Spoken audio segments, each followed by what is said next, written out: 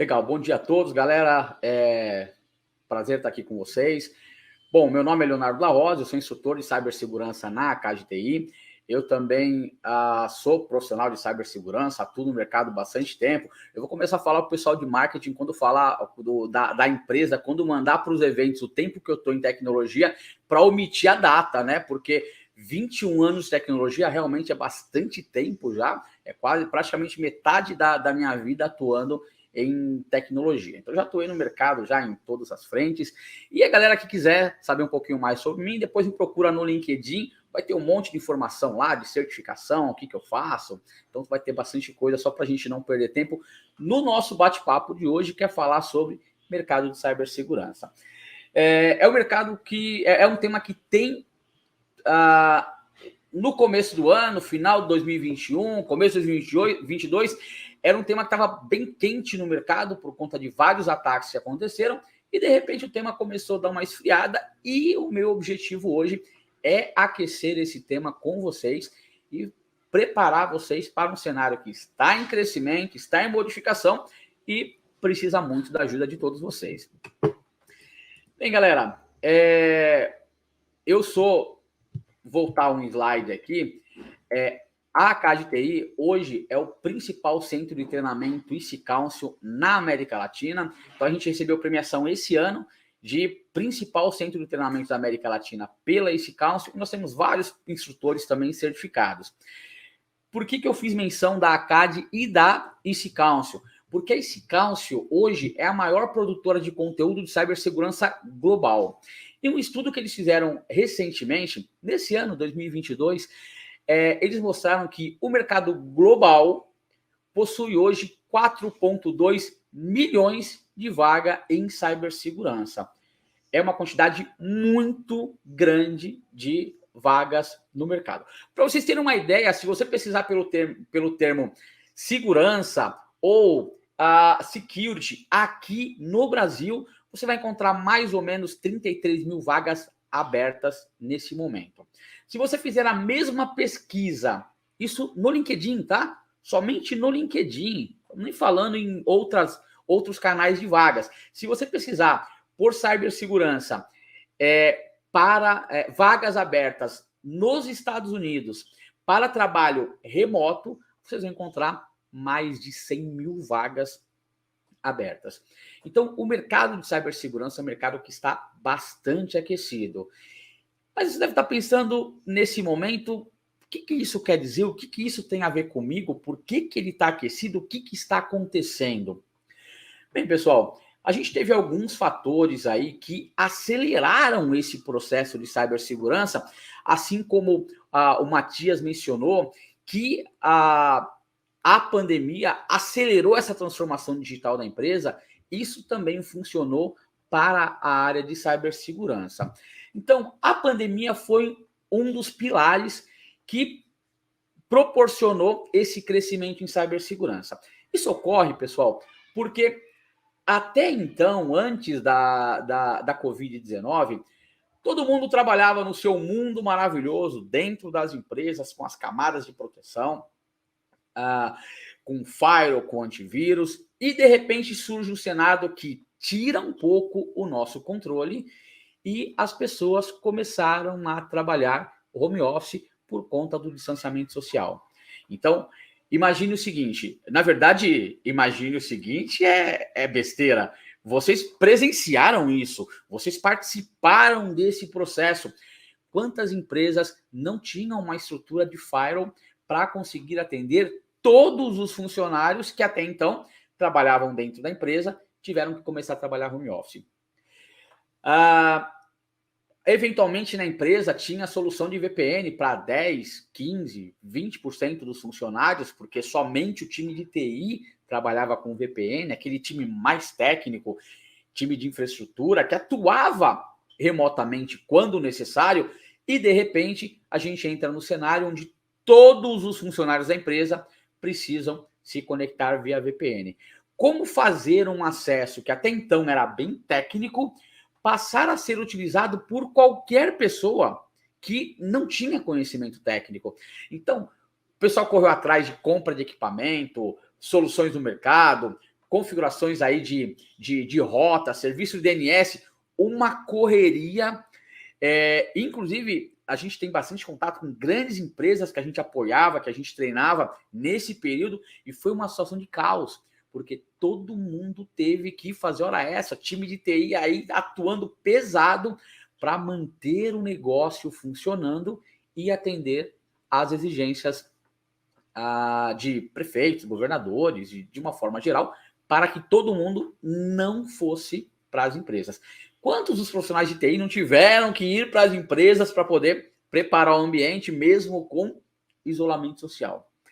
Então, nós tiramos nesse cenário, o que aconteceu do ponto de vista de segurança é que nós tiramos uma informação que estava dentro dos nossos servidores, dentro do ambiente fechado, com barreira física, porta da empresa, porta do prédio, portaria, recepção, dentro do nosso andar, com porta de entrada, com catraca eletrônica, dentro da sala de servidor. E a informação que circulava somente lá dentro, passou a circular no seu computador pessoal, no meu computador pessoal, onde muitas vezes não temos as mesmas práticas de segurança, de proteção. É fato que 90% da população mundial não utiliza antivírus. É incrível isso. A gente não utiliza antivírus. E se a gente levar em consideração que uma licença de antivírus que proporciona que eu tenha antivírus no meu telefone, antivírus no meu computador, até 5 máquinas, não custa nem 70, 80 reais por ano. Ainda assim, não é hábito que o brasileiro tenha antivírus nos seus dispositivos.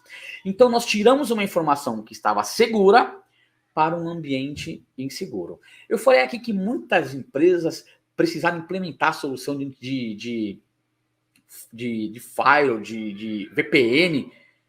Quantas delas não fizeram isso e todo mundo passou a se conectar de casa? O mesmo computador que a esposa utiliza para fazer algum trabalho, o filho joga na internet, a filha faz trabalho de escola, o mesmo computador passou a ser utilizado também para fins corporativos. Claro que em algumas situações, algumas empresas forneceram equipamento para os seus funcionários, notebook, outras até o próprio desktop do usuário ele levou para casa para poder trabalhar, porque as empresas não estavam preparadas para esse cenário. Então a gente trouxe de uma forma geral a informação que ficava centralizada passou a estar descentralizadas e os atacantes começaram a prestar atenção nisso. Outro fator importante, outro pilar importante que acelerou esse processo de crescimento da área de cibersegurança foi a LGPD. A gente não pode negar que a Lei Geral de Proteção de Dados, promulgada aí em agosto de 2018, com 18 meses para entrar em vigor, os 18 meses caíram no meio da pandemia. E aí, como a gente faz? O mercado se prepara, não se prepara. O que aconteceu é que empurrou um pouquinho para 2021. E com isso, as empresas começaram a correr atrás do prejuízo. Não porque aqui no Brasil nós estamos realmente preocupados com cibersegurança, mas porque as nossas relações comerciais passaram a ser afetadas por conta da LGPD. Veja que se eu quero me relacionar com empresas como o Google, ou com empresas na Europa, ou com empresas, eu preciso ter uma política de privacidade de dados. Eu preciso, se eu me relaciono com empresas que se relacionam com empresas que estão debaixo de uma legislação de proteção de dados, eu preciso me adequar, senão eu não consigo me relacionar. E foi um período bem corrido, o período aí 2020, 2021, porque nós éramos procurados por muitas empresas buscando adequação para a LGPD. Empresas líderes no segmento de atuação que sequer possuíam uma política de privacidade, uma política política estruturada de proteção de dados, NDA para funcionários, para novos contratados, política de ativos da empresa, política de uso de internet. Então, a LGPD ela começou a organizar o mercado porque ninguém quer receber multa. Ninguém quer receber nenhum tipo de sanção por falta de atendimento aos requisitos da LGPD. Então, LGPD movimentou bastante o mercado. Além disso, com a LGPD surgiu uma figura importante nas empresas que é o responsável por privacidade, que é o DPO. Então, o encarregado de dados, de privacidade de dados, que é o DPO, ele passou a ser uma figura exigida nas empresas. Esse DPO ele pode ser um terceirizado ou pode ser um funcionário. Então, veja, surgiu uma nova entidade nas empresas que também movimentou o mercado. Além disso, terceiro pilar para que movimentasse a área de cibersegurança foi aumento dos ataques. Quem não se recorda, o primeiro caso noticiado aí que gerou bastante barulho no mercado foi da Colonial Pipeline, uma empresa petrolífera norte-americana que abastece toda a costa leste, teve paralisação no na sua transmissão, no abastecimento, por conta de um ataque de ransomware.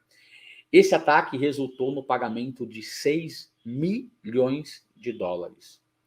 Na sequência, a gente teve um ataque também numa brasileira, Tupiniquim, JBS, sofrendo um ataque de ransomware que resultou no pagamento de 11 milhões de dólares para o resgate dos dados.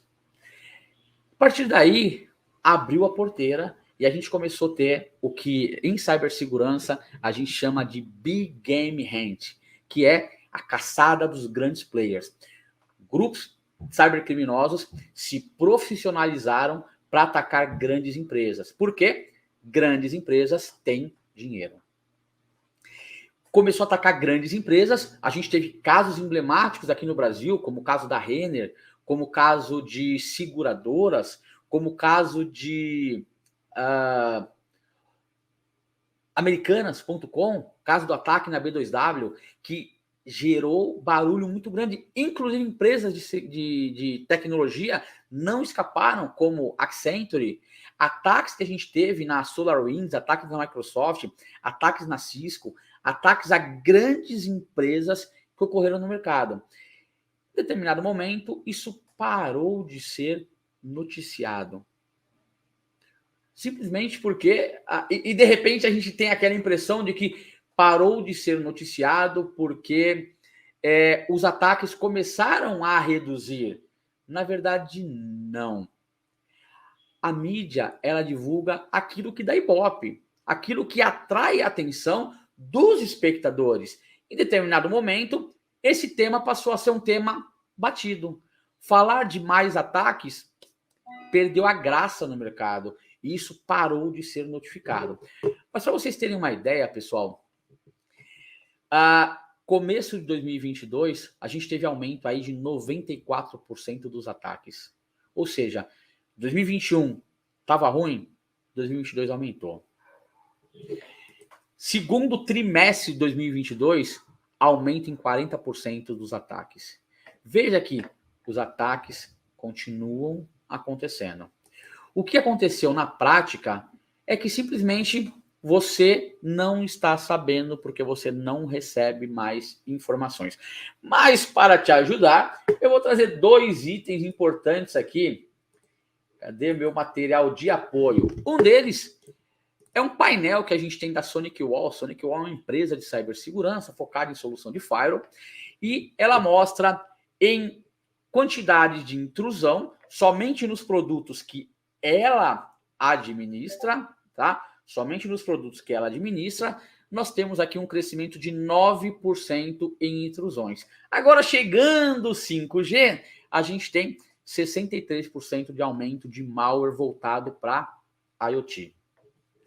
Além disso, caso vocês tenham interesse também, tem um dado muito legal num portal chamado Security Report, ele é um portal onde traz ataques que acontecem aqui no cenário nacional, ataques que têm grande visibilidade no mercado.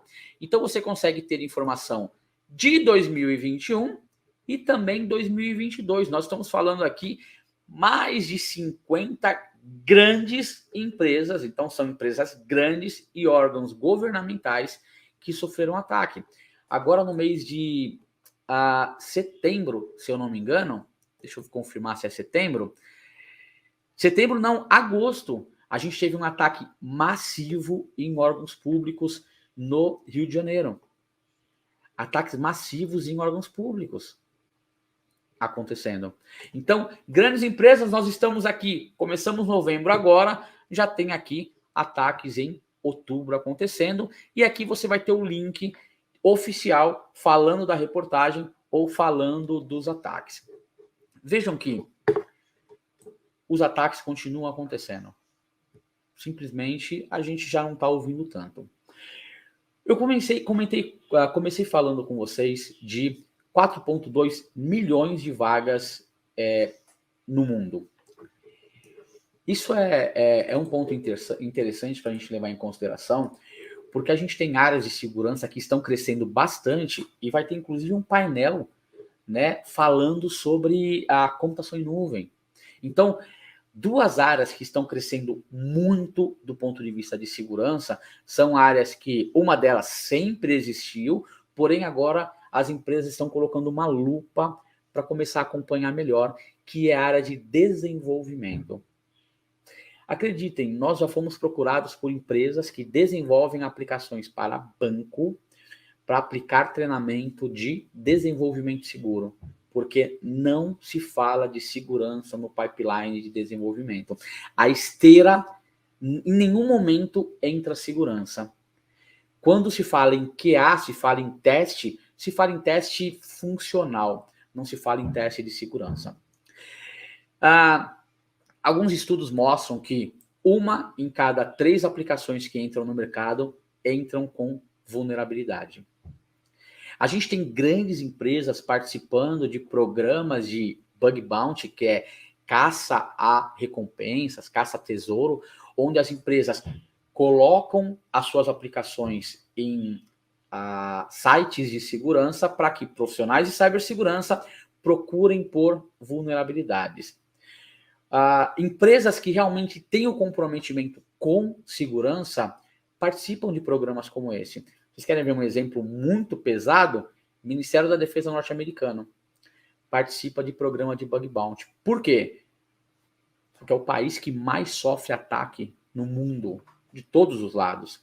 Então, eles estão em programas de bug bounty para que profissionais de segurança do mundo inteiro descubram falhas e reportem falhas. Então, muitas empresas, já existem programas no Brasil que trabalham, plataformas que trabalham com a bug bounty no Brasil, programas europeus, programas norte-americanos, e para você que quer se aventurar em cibersegurança, você pode ganhar em dólar, pode ganhar em euro, brincando de hackear, descobrindo falhas de segurança. Pois bem, galera, falei bastante aqui do mercado de cyber, de como está.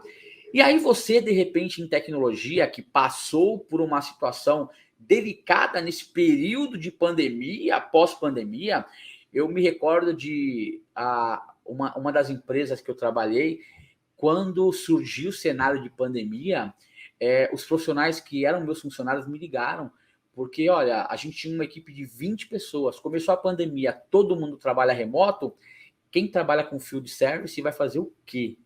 Vai trabalhar como?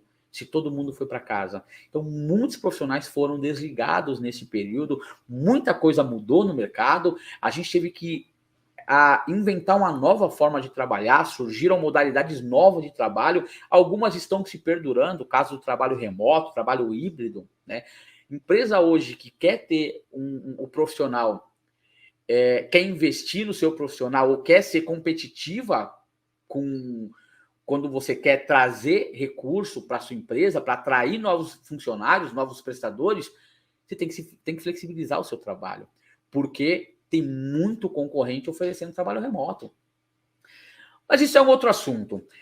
Você, de repente, que começou a perceber que o mercado está agitado e tem muito ataque, de repente você se pergunta o seguinte: legal, eu sou de tecnologia, não sou de segurança. Como que eu entro nesse mercado de segurança? Como que eu posso contribuir para essa transformação? E olha, mais cedo ou mais tarde, todas as áreas das empresas serão envolvidas em cibersegurança. Essa história de que segurança é algo de tecnologia está ficando para trás. Segurança é algo de todos. Se você que é do financeiro não se preocupar com segurança, você pode estar enviando dados preciosos da sua empresa para fora, para cybercriminosos. Você de RH é um exemplo que eu gosto de dar, porque a gente vive num cenário onde a gente está com um RH que é para frentex, né? E para frentex não é um termo pejorativo, não, muito pelo contrário. É o RH que quer fazer parcerias porque quer trazer melhor benefícios para os seus funcionários, para os funcionários da empresa. E aí existem muitas empresas assediando o RH para estabelecer parcerias para conseguir o quê? Algo muito importante, dados de funcionários. Uma academia que quer fazer uma parceria com a sua empresa e oferecer 50% de desconto para os seus funcionários, tá? O que essa empresa precisa? Ela quer só a lista de funcionários para que ela envie a proposta de 50%. Essa lista de funcionários você está mandando CPF, e-mail, nome de todos os seus funcionários. Olha a LGPD batendo forte aí. Então o RH precisa entender que dados dos funcionários da empresa não pode ser passado para outras empresas, né? Sem que haja consentimento do usuário, sem que respeite as devidas bases legais. Então veja, eu dei um exemplo aqui bem superficial, até para não aprofundar, porque esse não é o tema do nosso bate-papo, que mostra que o RH, que aparentemente não tem nada a ver com tecnologia, precisa se preocupar com segurança. O financeiro precisa se preocupar com segurança. Se por acaso eu visitar a empresa de vocês e entrar no andar do RH, será que eu vou encontrar currículo em cima da mesa com informação de candidatos? CPF, nome, endereço, telefone. Se eu visitar a empresa de vocês e passar pela área do financeiro, será que eu não vou encontrar contratos em cima da mesa, com CNPJ, nota fiscal, valores em cima das mesas? Percebam que segurança é algo que envolve a empresa inteira, tá? E a segurança é dividida em várias áreas. Mesmo você atuando em tecnologia, e se você tem interesse em entrar no mercado de cibersegurança, tem espaço para você. Primeira área que eu quero mencionar aqui é a área de white team, é o time branco. É quem trabalha com governança, quem desenha processo, quem atua na área de compliance. É importante que os processos da sua empresa seja desenhado também sob a ótica de segurança.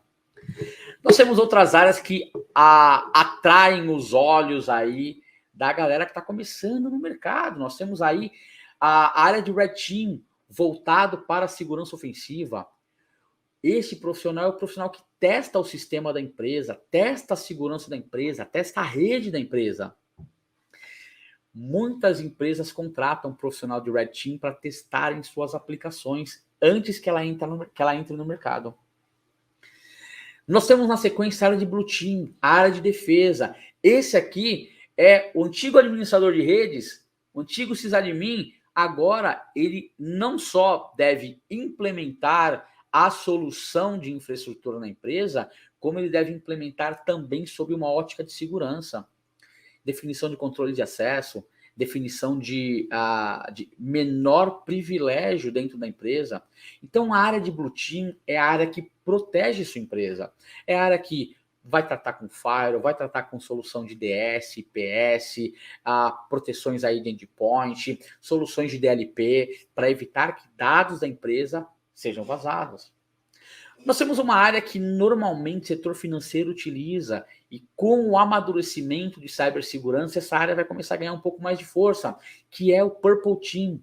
O Purple Team, ele interage entre Red e Blue. Ele coleta os insights do time vermelho para alimentar os processos de segurança da empresa. Além disso, pessoal, nós temos também a área de Green Team, voltado aí para DevOps, DevSecOps, arquiteto de aplicação. Vejam que a área Green Team, ela ocorre antes de desenvolvimento. Se quando você constrói uma aplicação, você não se preocupar com qual linguagem será desenvolvida, como será como será a comunicação entre as aplicações, entre a infraestrutura, se você não fizer um design de aplicação adequada, a sua aplicação está fadada a entrar no mercado com falhas, com vulnerabilidades, com fraquezas. Isso acontece porque grande parte das empresas, quando quer desenvolver um produto, verifica com o time de desenvolvimento qual é a linguagem que o time utiliza.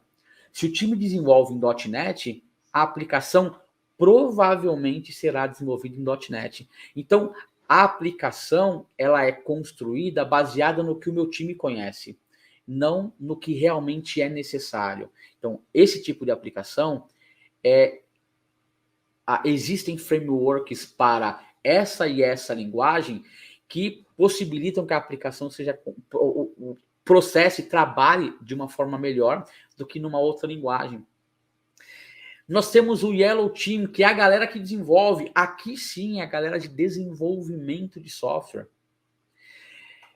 Hoje em dia, muitas empresas estão preocupadas com desenvolver de forma segura.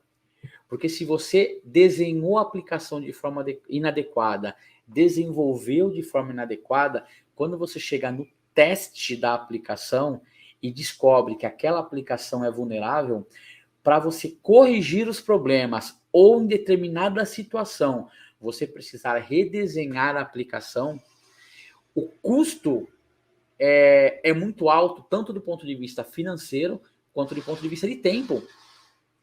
Então, isso é ruim para a empresa, é ruim para o negócio. Por isso que é importante que a empresa comece a falar de cibersegurança no começo.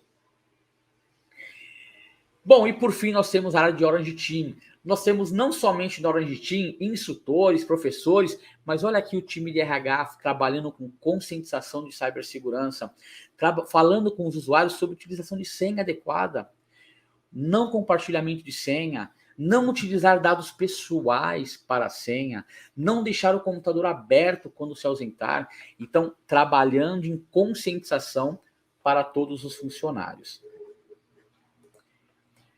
Bem, legal. Sei das áreas de cibersegurança.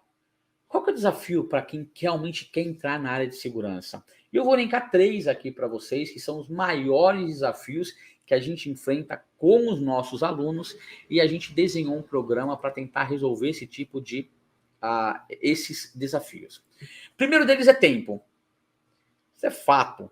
Você que vai começar agora na área de cibersegurança, você está teoricamente atrasado. Por que atrasado? Porque você está competindo com alguém que começou há 1, 2, 3, 4, 5 anos. Então você não pode perder tempo. Você tem que ter acesso às informações de qualidade e perder o mínimo de tempo, porque decisões erradas vão te levar a perder tempo. Tomei uma decisão aqui que não foi muito acertada, eu tenho que voltar para a rota. Me desviei da rota, volto para a rota. Então, tempo é algo importante. Uma outra questão é conhecimento.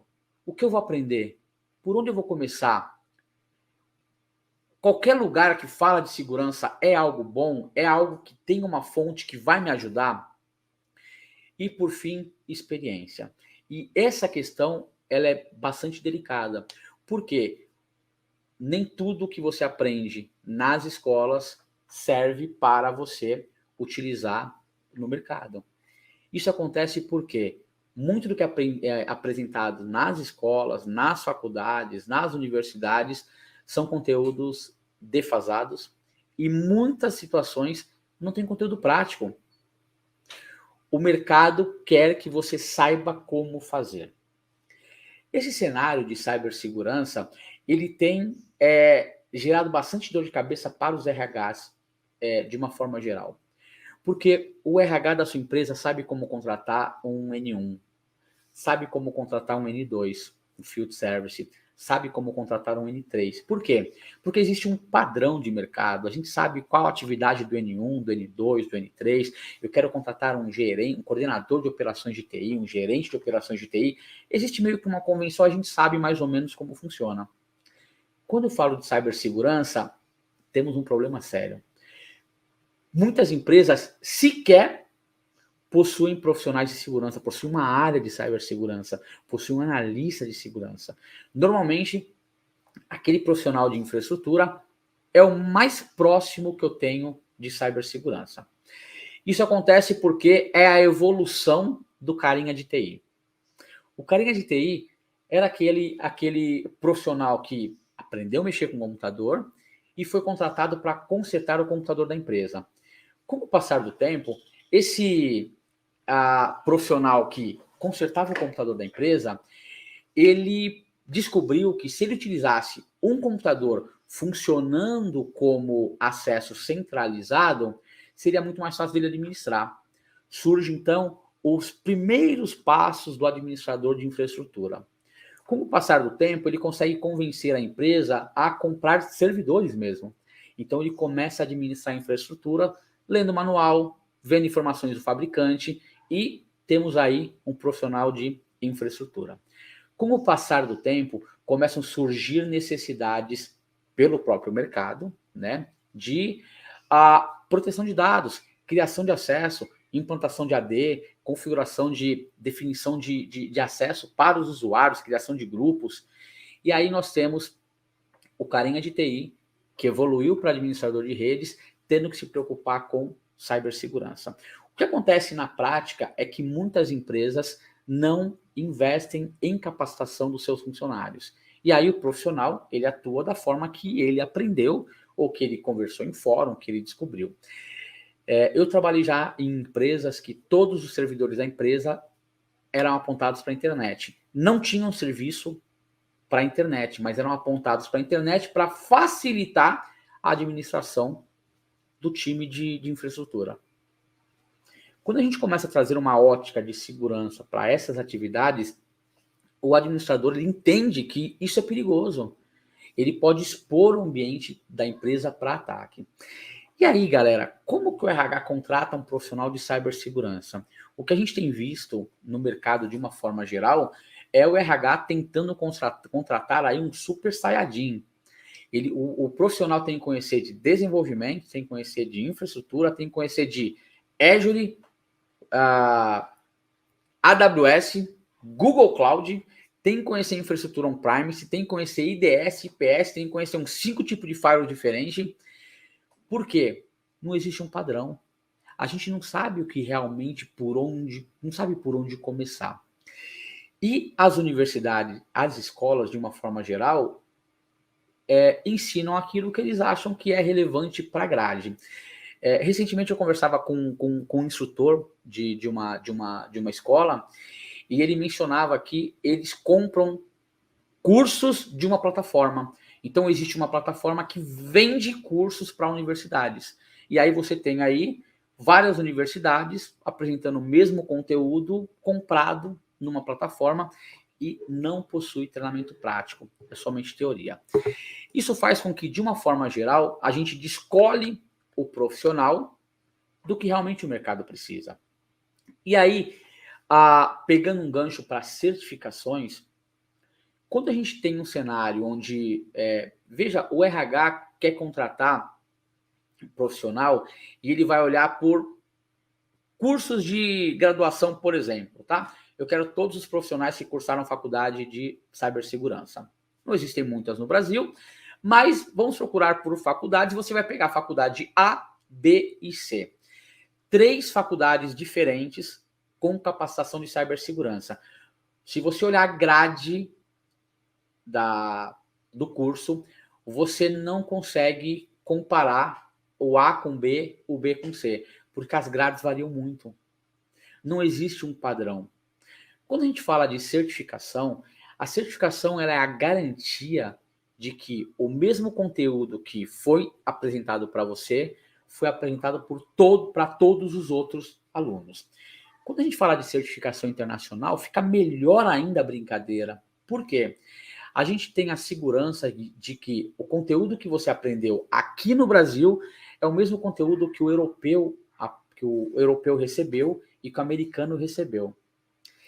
Essa brincadeira começa a ficar mais interessante quando a gente vê que um profissional de cibersegurança razoável nos Estados Unidos tem um salário superior a 3 dígitos anuais. Nós estamos falando aí de um profissional que 6 dígitos, né? Um profissional que tem uma remuneração na casa dos $100 mil por ano.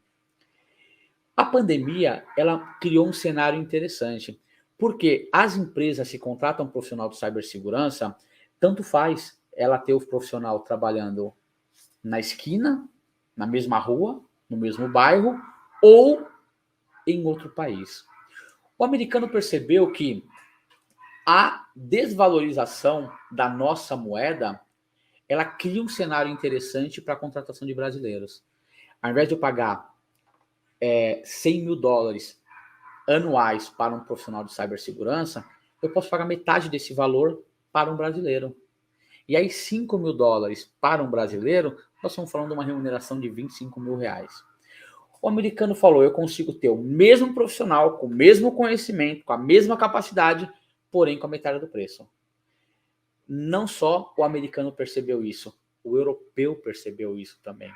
Então a gente tem uma quantidade de vagas muito grandes para a Europa, Portugal, Espanha, Itália, para os Estados Unidos, Canadá, tentando pescar profissional aqui no Brasil.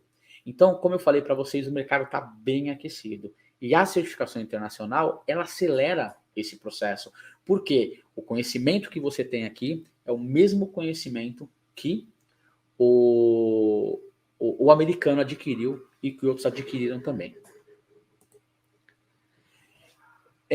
Para a gente poder finalizar, pessoal, eu quero colocar para vocês, e aí, tanto vocês como gestores, quanto vocês como analistas de tecnologia que querem se aventurar na área de cibersegurança, a nossa plataforma partners.akgti.com.br tem 3 treinamentos gratuitos. A IC Council, ela criou no começo agora de 2021 um programa chamado Essentials, voltado para defesa de rede, ethical hacking e computação forense. O objetivo desse programa é fomentar o mercado de cibersegurança e fazer com que mais profissionais se interessem por cibersegurança. Esse conteúdo ele está inteiramente gratuito. A gente conseguiu autorização para poder legendar todos os vídeos estão legendados. Tem PDF de quase 1000 páginas para cada curso e um conteúdo sensacional para você que quer começar a colocar o pezinho na área de cibersegurança. E como profissional de cyber, eu tenho algo para falar para você e tome muito cuidado com isso, porque cibersegurança é algo viciante. É algo que quando você começa a mexer, você realmente se apaixona. Tem muitos retornos positivos, como reconhecimento do mercado nacional e internacional, remuneração, não tenha dúvida, a sua empresa vai reconhecer o seu trabalho, porque se ela não reconhecer, o mercado está aí para te mandando convite. Recebi um convite na semana passada para ir trabalhar na Ilha de Malta com cibersegurança, né? Já tinha recebido para trabalhar na Europa, na Itália, em Moçambique, nos Estados Unidos. Então, o mercado está procurando profissional, tá? Então, financeiramente, é algo muito bom. Um outro ponto importante é que cibersegurança, você pode trabalhar home office. Então, o mercado está aquecido. Mas algo que realmente faz com que vale a pena o mercado de cibersegurança é você tem a possibilidade de tornar a sociedade mais segura, tornar a sua empresa mais segura, tornar o seu negócio mais seguro. Se todos nós formos nos tornarmos um agente de proteção dentro da empresa que a gente trabalha, quando eu for me ausentar para tomar uma água, Eu vou bloquear a tela do meu computador para evitar que alguém acesse meu computador.